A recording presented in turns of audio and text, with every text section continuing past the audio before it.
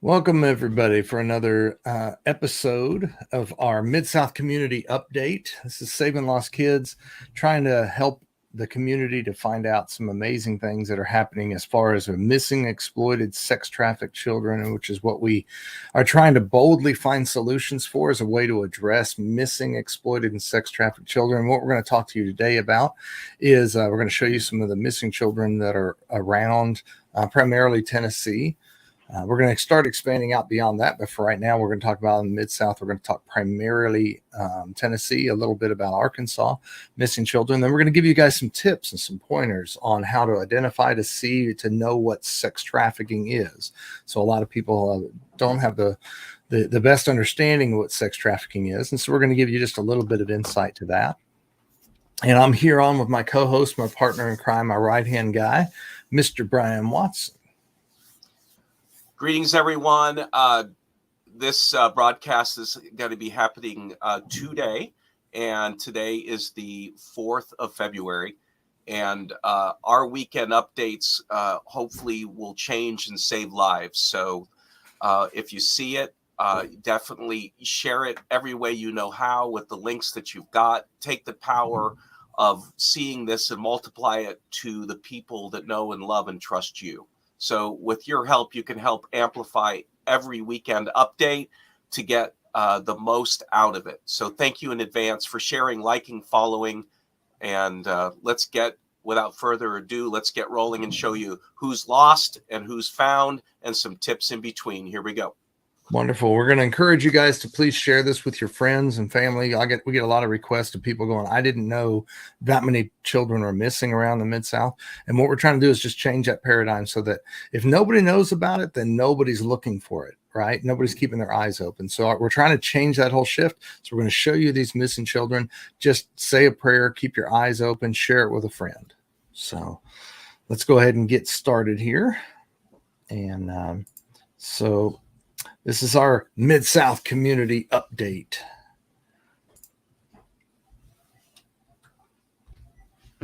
All right, so we're going to start off by talking a little bit about what human trafficking is. It's the end of January. In January was Human Trafficking Awareness Month. So we just wanted to talk for a few minutes for those that did not get a chance to see our last broadcast, and we didn't get a chance to talk about human trafficking and what it is. So one of the things that we're wanting to think about is which kids are being like sold for sex. That's what they talk about. So trafficking is not what people think. It's not usually moving a child from one place to another. It is more about taking a child and use them for something that is based on either coercion or force. But it's also, if you're doing anything that has the word sex and it's any kind of sex act, commercial sex act, any of those kind of things, that a commercial sex act with a child, even if there isn't, quote, force, that is sex trafficking. Human trafficking is a broader version of what trafficking is. Inside of human trafficking is sex trafficking. And what we try to focus on primarily is child sex trafficking. So they don't really have a type. So it's a good idea to learn the signs instead of the signs. And when you start to identify, is this a human trafficking victim, rather than a type. It crosses race, it crosses ages, it crosses male, female, genders, things like that. So it's not really about a type. It's more about it's kind of impacting everyone. So human trafficking is a modern form of slavery. Traffickers can use force, fraud, or coercion to make victims engage in either labor or commercial sexual exploitation. So that's kind of human trafficking. Would be like labor trafficking is one thing, but sex trafficking is another if they're being forced, fraud, or coercion. But remember, if it's children, they don't even have to have that force thing, because children do not have the ability to choose a life of say prostitution, for example. So if it's involving a commercial sex act in a child, it is sex trafficking. Human trafficking is the second largest and fastest growing crime industry in the world, second only to drug trafficking. So the big crimes, guns, drugs, and sex trafficking. And sex trafficking has now popped the sale and use, the illegal sale of guns out of the way. Now it's only second to drugs. That's how big human trafficking is in the world. Children account for half of the victims of human trafficking, which is why we have such a problem and why we're trying to focus on that with Saving Lost Kids, because children account for half of the victims of human trafficking. The average age that a young person becomes involved in sex trafficking is about 12. So we see that age in our practice, our operations of 12 to 14 is the entry age of a lot of this. And then lastly, sex traffickers prey on vulnerable people, especially the young. So, and they use like lures. So if you guys start to hear about lures are promises of like protection, love, adventure, something. And those kind of things try to get a child from a safe place to believe in and start to get into a relationship with the trafficker. So it's very rare that a stranger, it happens, but it's very rare that a stranger will abduct a child with the idea of just trafficking a child. So the theory, like you see on TV, about a white van that pulls up, grabs a child, takes off, it happens, but it's very, very rare. What happens mostly is it's more about exploiting a child, finding a vulnerability, taking advantage of that vulnerability, building a relationship or a luring effect, and taking a little bit of time before the child kind of like complies with this. And so what we're seeing is traffickers contact potential victims through social media. They can do gaming apps. So while they're gaming, they have their chat thing going, or they're just talking to somebody. And a lot of times traffickers will imitate or pretend like they are a child themselves, and so they're going to be in a game with somebody they don't know, and the trafficker eventually will say, we actually were we got involved in this situation once where, so that's exactly what happened, is the person that the child was engaging with, they were on a game and they were playing with somebody in their school and that kind of stuff, but it really turned out that it wasn't somebody from their school. It turns out it wasn't even a child. Right. So it was just an image they put out there to build a relationship with the child, to get a child to step out of the home and eventually meet up. And then so some of those things kind of happen. Victims of trafficking are often afraid to come forward and unable to leave the traffickers because they're either threatened, they're under trauma, they feel like maybe their parents, let's say if it's a parent thing, they feel like their parents no longer want them because the traffickers kind of convinced them that their parents don't really love them, or that their parents don't want them now because they're ruined, or you've made these decisions. And so, they do the best they can on traffickers to separate the family away from the child. And so these are some things to kind of be aware of. And unfortunately, it happens everywhere. So some people say, is it a really big problem, like say in Mid-South or Tennessee or whatever? It's a big problem everywhere, right? Anytime there's a bunch of people, it's more of a population-based thing, but it's also where interstates kind of come together and people can kind of take advantage of hopping borders sometimes. It's not always about taking a child from one state to another, but there are we see a lot of opportunity that traffickers will do, so that they're like, say, around any place where there's a bunch of interstates that come together, they have a lot of opportunity for other people to connect to them, and they can move the child from point A to point B pretty simply. So these are some things that it makes it pretty much like it's everywhere, even in small towns, even in big towns.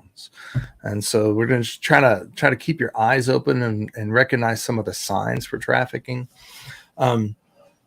Here's a few of the warning signs that you can do. Running away from home. So when we're going to talk about missing kids, that's kind of the point of why we bring this up. Why are we talking about missing? So in our world of what we see that missing children lend to a lot of times sexual abuse or exploitation, which will lead a lot of times to sex trafficking. So when we look at it, if you make a couple bad decisions as a child, or you get involved in certain situations, you might become missing. A few more of those, or if you stay into that, you're going to probably be exploited. And as you stay in that, then it might end up in trafficking. And we're trying to avoid trafficking, so let's talk about the missing, because the missing there is a big, big issue. Running away from home is one of the number one biggest issues we have. 91% of the children that went missing last year basically were runaway. That's kind of like a statistic that we kind of go off of. Around 91% children that go missing have a runaway component. You'll find out truancy and not attending school. If they have possessions like cell phones that you didn't buy as a parent, or if they didn't buy them, how did they get these cell phones, or how do they get any of these like purchases that they get? Sometimes you'll see them come home with new shoes or with a dress or with jewelry or whatever. And as a parent, you really need to be aware of that and keep your eyes open. Like, how did they get that? Like, I didn't buy it for them. So how are they getting these things? So it might just be something a trafficker is just trying to lure that child and begin building that relationship. So be careful and keep your eyes open for that. Older boyfriends, that's a big red flag. These are starting to be what we call red flags for human trafficking. So if maybe it's a child that's watching us, if you have an older, let's say you're 16 and you have somebody who is 28 years old trying to want to become your boyfriend, all right, that should put up such a red flag. It's scary. So parents, we encourage you to please try to always know who your children are hanging around with, especially boyfriends. That's a big one. Then physical signs of sexual abuse could be like, we see tattoos, we see burn marks and bruises, or sometimes they'll get tattoos, and we're also like, it's like a way of branding them, and they're not going to be like, I mean, you sometimes can see barcodes and things like that, but there's other brands. So if your child comes with a tattoo, or if you recognize somebody that has, like, out in let's say you're in a restaurant and you start to see burn marks that are or bruises that are in such a way that you're worried and concerned about child. So things that we're starting to say, look out for warning signs of trafficking. Gang affiliation is another big one as well. So what can you do if you happen to spot or you see something, you're like, hey, I'm worried that child might be caught up in human trafficking? Please do not confront the person yourself. That is not your job. You cannot go in there and try to grab the child and try to protect them and say, yeah, I'm calling the police, you guys get away, because that puts you in a lot of danger. And it also puts the child in a lot of danger. So what we do encourage you to do is to write down, observe and report, right? Observe, recognize that, start to write down some things that you might see. Like maybe, you happen to recognize what car they have, their license plate, where you were, what they looked like, how they were dressed. Some of those things, put those down, call either 911. You can also call the National Human Trafficking Hotline, which is 888-373-7888, or you can text the word help to 233-733. So let's go ahead and get into some of the missing children now. We're going to migrate to missing, and we're going to talk just for a second and focus on the ADAM program. Thanks to Mr. Walsh and the NECMEC and putting that ADAM program together. We want to present to you Janiyah Coates. She's missing from Jonesboro, Arkansas, and last seen on November 28th. She is brown hair and brown eyes. She is about 5 foot 5 inches tall, about 125. She was 15 when she went missing. So if anyone has any information about it, please contact the Jonesboro Police Department at 870-935-5551. Let's do that again, 870-935-5551. And just wanted to thank National Center for Missing Exploited Children and John Walsh for doing such an incredible, amazing job of getting this kind of information out. So this is part of the ADAM program. And before we hop on to the next one, I'll let you take it from there, Brad. A lot of people ask us about the Amber Alerts. So the Amber Alerts are a little bit different. The Amber Alerts are kind of very, very, very specific. We have to have it. The child has to be in immediate danger. We have to know where the child is connected to. There's a bunch of rules, and each state has their own set of rules. But basically, it's like, we know the vehicle, we know the person they're with, we know that they're in immediate danger. We have a way to ask the public to get your eyes open for this vehicle or this person or this. That's kind of how the how they do that, and it's pretty rare to have an Amber Alert. But what you're going to see is the multitude of children that we have missing around in the Mid-South, but it's not just the Mid-South. This is like everywhere. But we're focusing right now on the Mid-South. So keep your eyes open for these children. Say a prayer for these children, because if you're a prayer person, man, these children need your prayers.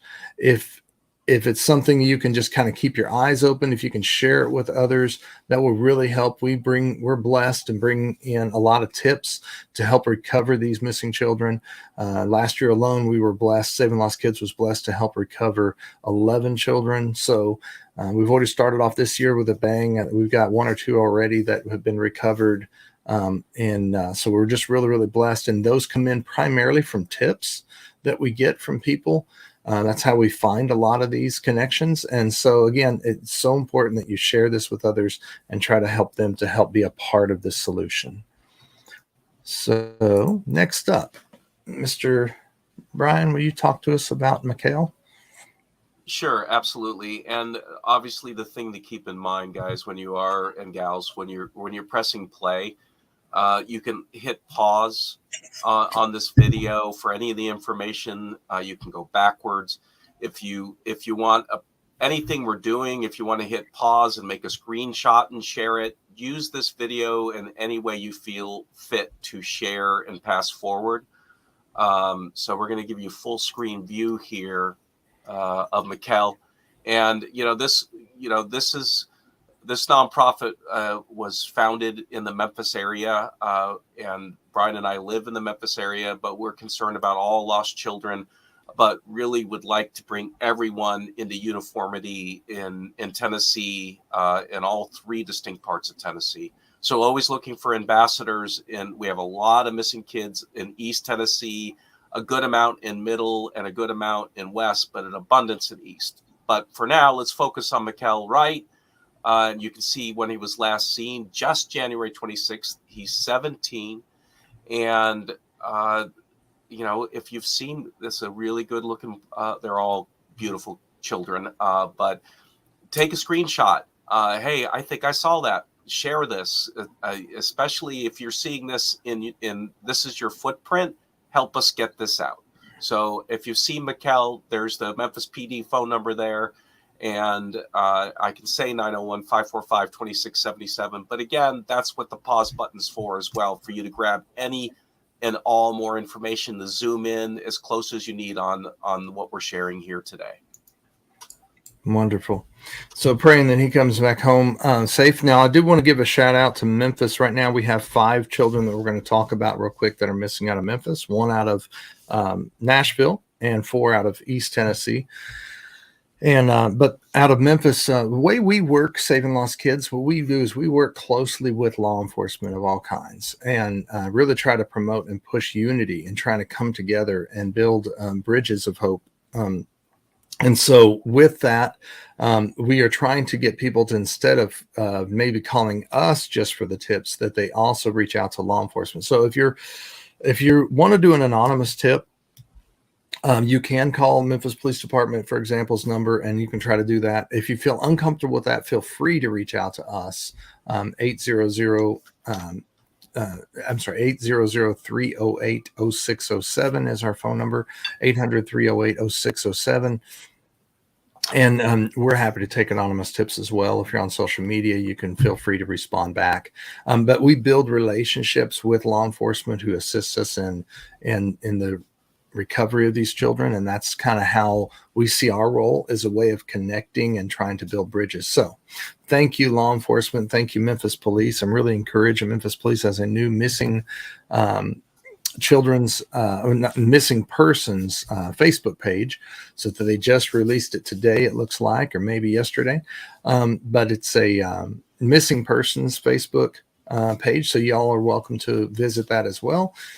You'll see it on Facebook, Memphis Police Department Missing Persons. So I'm really encouraged by that, and let us continue to be a blessing for them as well. So let's talk about Mela Holmes. She's missing from Memphis, last seen on January 24th. She has wavy black hair, brown eyes. She's 5'7" tall and weighs about 136. Michaela was last seen wearing a white jacket, black jeans, purple and white Jordan sneakers. Is missing from the 4300 block of Cleopatra Drive in Memphis, where she left home without permission and has not returned. So if you know about her whereabouts, you have any information, please contact the Memphis Police Department, 901-545-2677, or respond to this, and we will try to get things connected that way.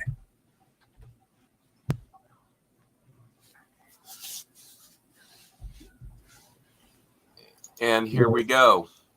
We're going to go with the double L. Dillion Valentine, or it could be Dylan, but you can see Dylan here, and he had just last been seen.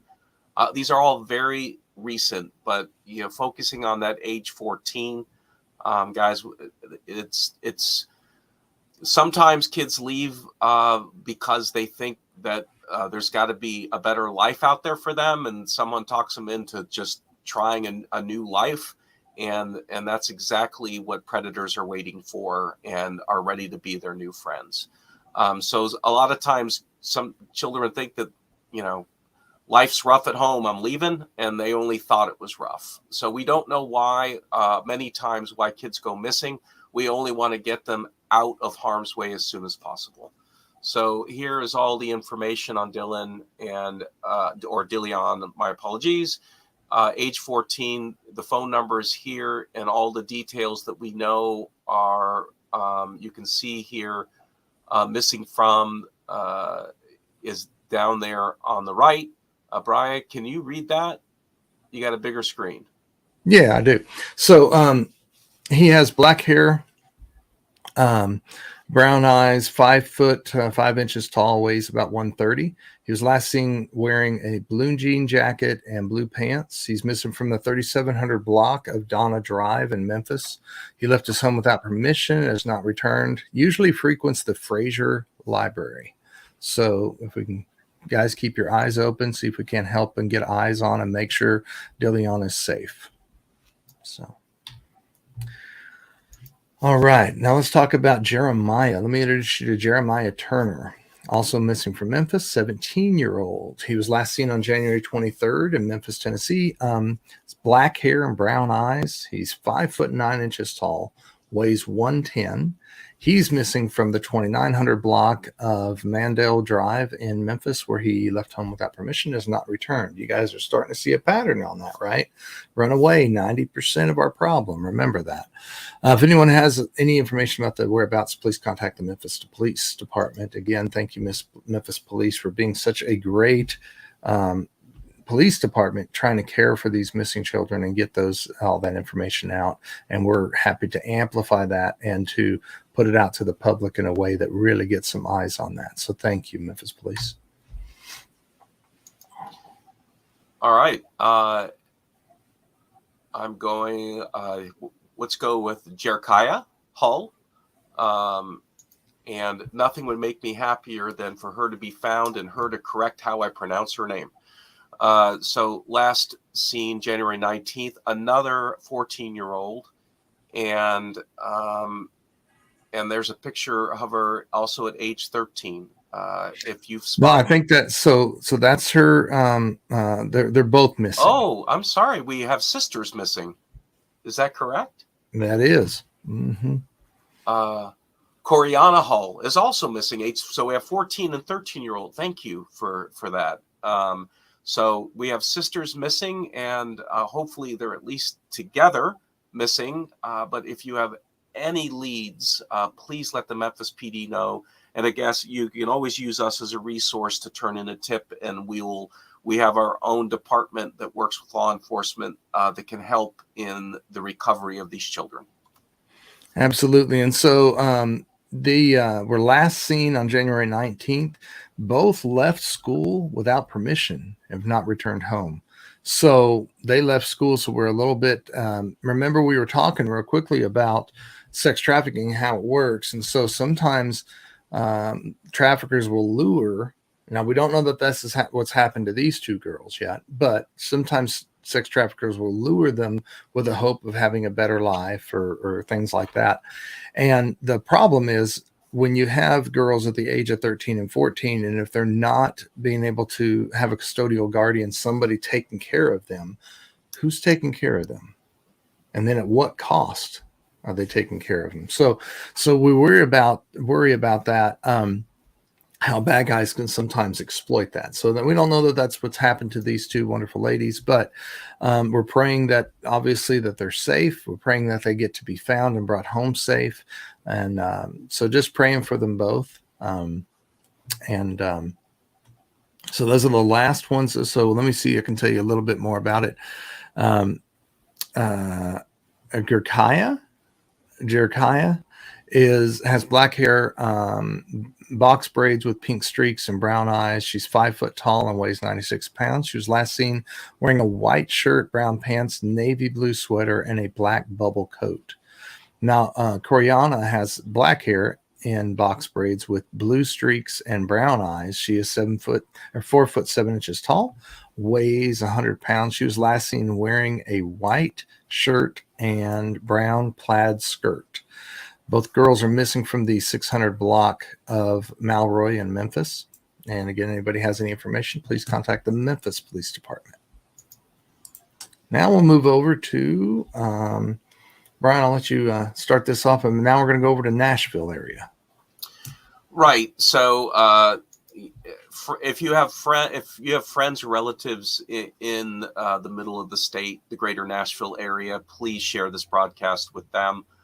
We're looking for more ambassadors all the time. And as you can see here, Katerina Alicia was last seen on January 22nd. And you could, if you zoom in over to the right, you can see she was 16, Hispanic, brown eyes, 4'9", around 135 pounds. And she's recently missing in the greater Nashville area. Brian, you got some more characteristics that you can zoom in there on? And that's all I got Okay. right now on Katerina. So and Katerina, I don't know what her nationality is, but one of the things that we try to really focus on in Saving Lost Kids is we don't care about nationality, but we do recognize, though, that especially like, say, for example, the Hispanic or some of the Asian population where they won't report stuff to law enforcement when children go missing.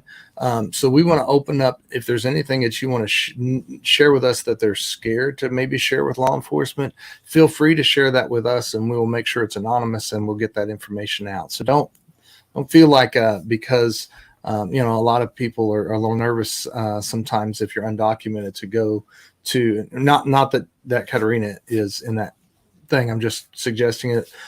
Sometimes they're scared to go to law enforcement and report. So if you are nervous or you're nervous for another reason to go to law enforcement, feel free to contact us and we will share and make sure to get that information to the sergeant or whoever a detective is in charge to see if we can't bring Katerina some home safely. So, all right. So we're going to hop over now to East Tennessee. Now, East Tennessee, we have 4 missing children right now, and first one is from Chattanooga. So, Francisco Thomas Juan, and he was last seen on January 11th, Chattanooga, Tennessee. Both photos are of Francisco. You can tell that there's a little bit different sometimes in the way people look. So sometimes if they're kind of a different look on different photos, we try to include both. So take a look at both of those photos and you can kind of see if you can maybe spot them or find somebody who might know or recognize that they've seen this child. Black hair, black eyes, 5 foot 1 inches tall, weighs 120 pounds. If anybody knows the whereabouts or has any tips, please contact the Chattanooga Police Department, 423-698-2525. And we're off to Keeley Oaks is, you can see 2 really distinct different looks here. And she was last seen on January 11th. And depending on where she is, and I mean, she could appear many different ways, but you have two pictures there of two distinctly different looks. And so when it comes to, hopefully someone's going to see, basically 16 years old, possibly blonde hair. There's a brunette look there for you too, 5'3". So at least the height, you can take a little doubt out there, and 125 pounds as reported. So any leads for there, please follow the phone numbers. Just press pause and dial it in, and hopefully we can get Keeley Oaks back safely as soon as possible. Yeah, and Keeley, we say a special prayer for you as well. We know this isn't the first time that she had been missing as far as being reported to us.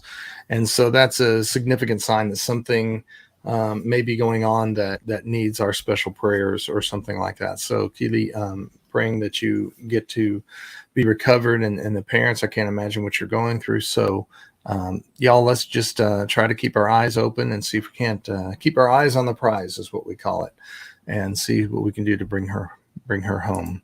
Next young lady I want to introduce you to is Casey Monroe, missing from Knoxville. Last seen October 31st. Casey may still be in the local area, or she may be traveling to other cities in Tennessee. She has brown hair and hazel eyes, 5'7" tall, and weighs 160 pounds. She may wear glasses. Sometimes she does, sometimes she doesn't. So we kept both of pictures in there so you guys can see those.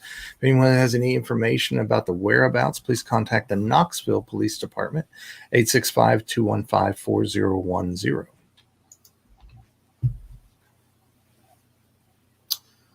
Bri, this is an image that, I do the missing kid text alerts and do a lot of blog posts on savinglostkids.net.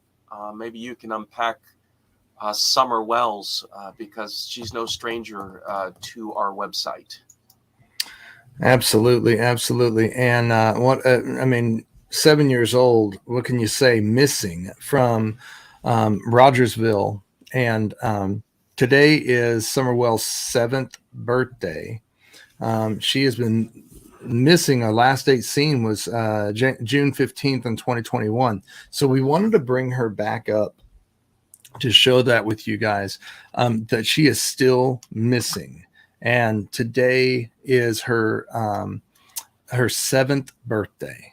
So we wanted to say something kind of special, do something a little special by keeping her in our prayers, keeping their family in our prayers, and also just see if we can't reignite that flame of people looking. People, keep your eyes open. I know she's been missing for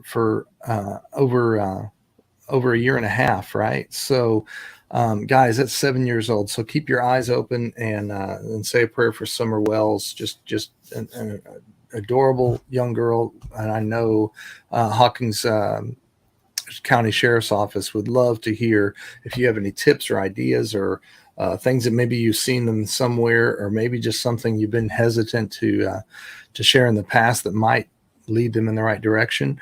423-272-7121. Also, you can contact TBI at 800-TBI-FIND, 1-800-TBI-FIND. And again, if we can be any kind of assistance in that, if you're nervous about sharing tips or information and you have something you know about Summer, reach it out to us. We're completely anonymous, and we'll be able to connect that to TBI and the Hawkins County Sheriff's Office. All right, so that's all of the newly reported children. Now you know. Now you're in the know. That part of our job is to keep you in the know about what happens with missing, exploited, sex trafficked children around the Mid-South, and that's what this update's all about. Now, if you guys are interested, we're going to talk about a few of the recovered kids. So this is really great. But if you guys are interested, like Brian said, and being a part of this this movement, this this cause to kind of bring these children home. We'd love to bring you in and let you be an extension or a piece of us. So an ambassador for us. You can work with our social media team. We're always needing social media supporters because we do a great job on social media, but we just keep wanting to expand out. And now we're getting more states. Arkansas, Mississippi, and some of these other states are now coming in. And we are just looking for a few people who might be interested and really have it on their heart to care for these kids and maybe kind of come and support us and try to help get that word out, get these images out and these pictures out. That is how we're going to recover the children, is all about getting that awareness and that vision on these kids out. So let's give a shout out of compliment, what we call in the Christian world, we would say, praise reports, right? So we got, it's hard to pronounce some of these names, so forgive me if I butcher it a little. Acacia Crawford from Murfreesboro has been recovered. Samuel Smith from Louisville have been recovered. Brian, you want me to go through them all? No, I'll go with Severio. Okay. Severio Bates, Memphis. What? And here we go. Probably Gerald, correct? From Kingsport. That sounds right to me. All right. Congratulations, Mr. Properly 9 days. But now Severio, though, he was missing for 894 days before he was recovered here from Memphis. So shout out. I'm so blessed that he was able to get found and located, brought home, and now he's safe there. So thank you. We got a few more recovered. We got Jabrea Davis from Knoxville, missing 49 days later, recovered. Aiden Zwinkle of Chattanooga. He was 16, now 18, but he was missing for 486 days, is what we have. So I'm glad that he got brought back home. All right. I left you down. Thanks for Carlos is a great. We're just going to go with Carlos, and I'm going to not butcher a beautiful name like that. And Leonardo, Memphis, Knoxville guys, welcome home. And we hope this is the last time we see you, and you're hopefully off to reforming your life, and we're just glad to see you here. Wonderful. All right, then we have Caden Ney from Greenville and Justin Brown from Memphis. Caden was missing for 40 days and Justin for 97. So welcome home, guys. And Elizabethtown, there's I'm going to have to check out where Elizabethtown is, Brian. I'm not sure where that is either. I've been in Tennessee for 24 years and new town. Welcome home, Aiden and Kayla from Memphis. Brian, the days missing for these two? Yeah, so Aiden was missing for 24 days, and Markayla, missing from Memphis for 528 days. Wow. So that's all of our recovered children. And I did want to share with you real quick, what we're praying for now is after these children have been recovered, they've got a healing process they need to go through. And so praying for them that they can get the help that they need to kind of recover or heal from that, if there's a healing component, and then also that they get that connection back to their whether it's their legal guardian, their grandma, whoever they're staying with, whoever's that person over it, that they kind of get to build that relationship in a way that's healing and therapeutic, and it's just maybe fixes some of that situation that they were in. So praying for each of those kids now as they're on the recovery stage of things, and want to give thanks to God, of course, for helping to get those kids brought back home. So anyway, if you guys are interested, thank you so much for joining us for our community update, Mid-South Community Update, our second episode. And if you're interested in contacting us, you can feel free to contact us at 800-308-0607. You can email us, and you can check out our website, savinglostkids.org and savinglostkids.net. So if you're interested in looking at the missing children, looking for the missing kids, that go to the .net. So the .org is more of like the business side and some of the programs that we have and the events that we're going to be attending and all of that. But the .net, we did something special, and Brian Watson's over that arm. And so that is what we call the safety net. So the children that are missing, if you're interested in trying to keep an eye on that, check out the .net so that you can see all the missing children and kind of get to stay informed on that. If not, we will see you guys. I'm excited to see you guys hopefully next week as we keep you educated and in the know, showing you some of the truth and the realities about missing children in the Mid-South area.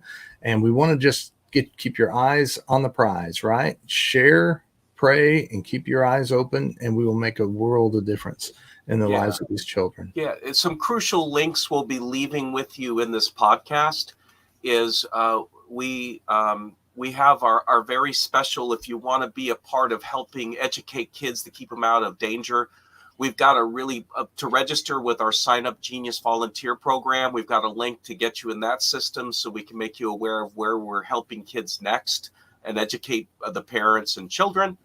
And if you are a church that would really like to be able to get more involved with praying for the recovery of one child at a time, reach out through the info. But we'll leave you some key links on ways that you can help. And of course, you've been seeing that scrolling going on for 40 minutes. And we ask everyone to get the missing kid text alerts, and you'll get a link on your phone that you can share everywhere. But all this information will be included in the bottom of this video. Thank you so much for tuning in this week. And these weekly updates will go from 10 to as long as it takes or as little as it takes to get the word out each week. Thanks for watching this week, though. No, bless y'all. Thank you. Thank you, Brian. Thank you, Brian. Brian with an I, Brian with a Y, here to serve and here to help in any way, shape, or form. Have a blessed week. Be safe out there, and let's go make a difference. Love you guys. Thanks for your help. Bless you.